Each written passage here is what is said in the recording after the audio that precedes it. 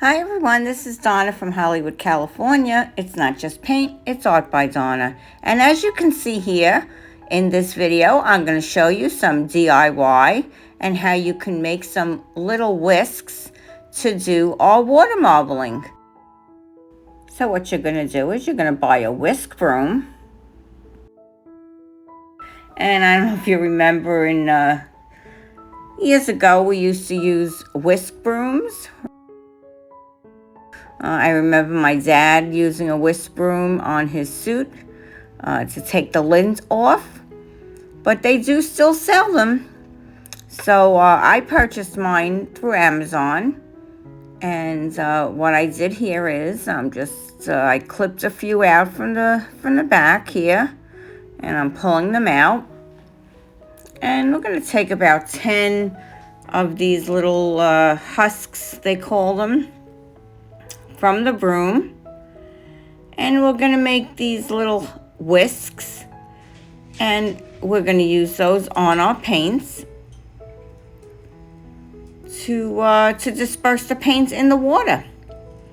And as you can see here I'm using a wire, and this is the wire that you would use for jewelry, and I'm wrapping this around.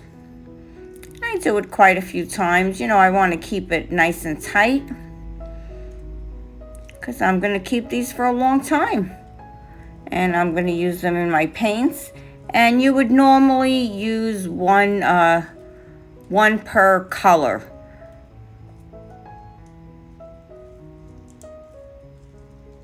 So when I feel I have enough in there, I'm just going to take a little wire cutter, and then I'll just cut that down.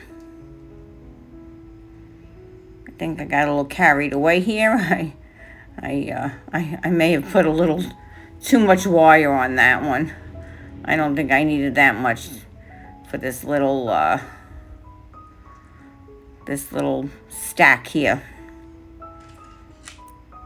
I took my wire cutter and I just snipped that at the ends. And then I took I have this little tool for jewelry, and usually it would crimp the ends when you're making jewelry. And I'm just crimping this up, making it nice and tight, so there's no little edges sticking up to pinch my fingers. So there's no wire hanging out.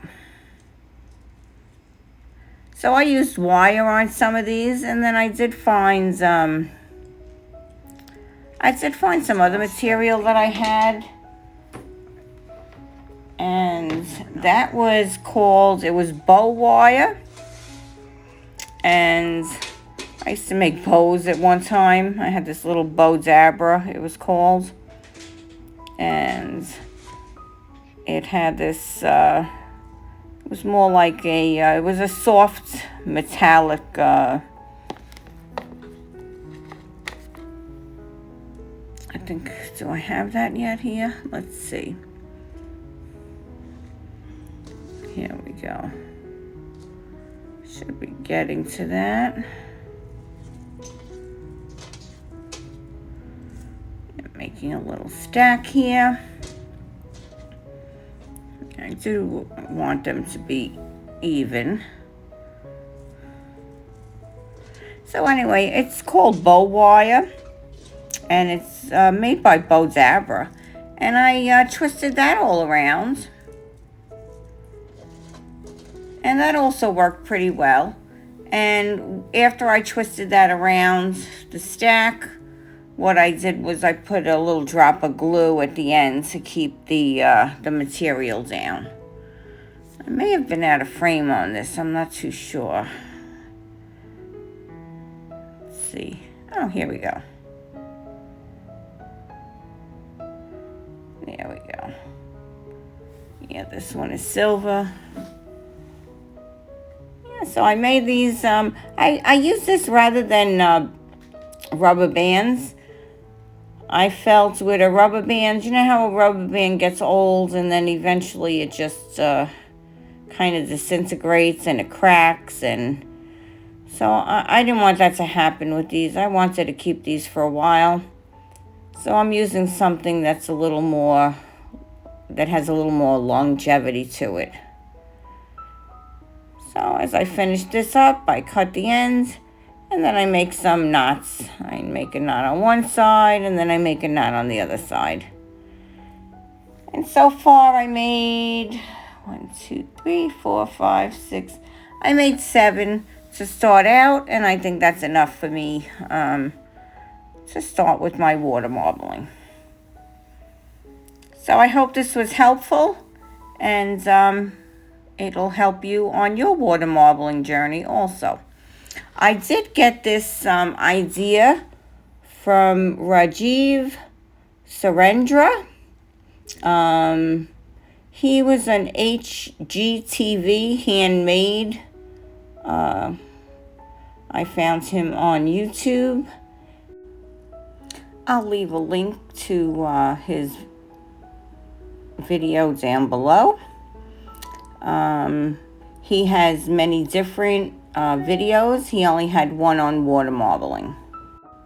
I really enjoyed his video, and he's really a lot of fun to watch. Okay, so I'm coming to the end here. Have a great day, everyone, evening or night, and thank you for coming. And if you're not subscribed, please subscribe if you like the content and you'd like to follow along with me in my water marbling journey and my fluid art journey. This is Donna from Hollywood, California, signing off today with love, light, and laughter. Be well, everyone. Thank you for coming. Bye-bye now. Talk to you soon. See you soon. Water marbling. What a great thing. I love it. How about you?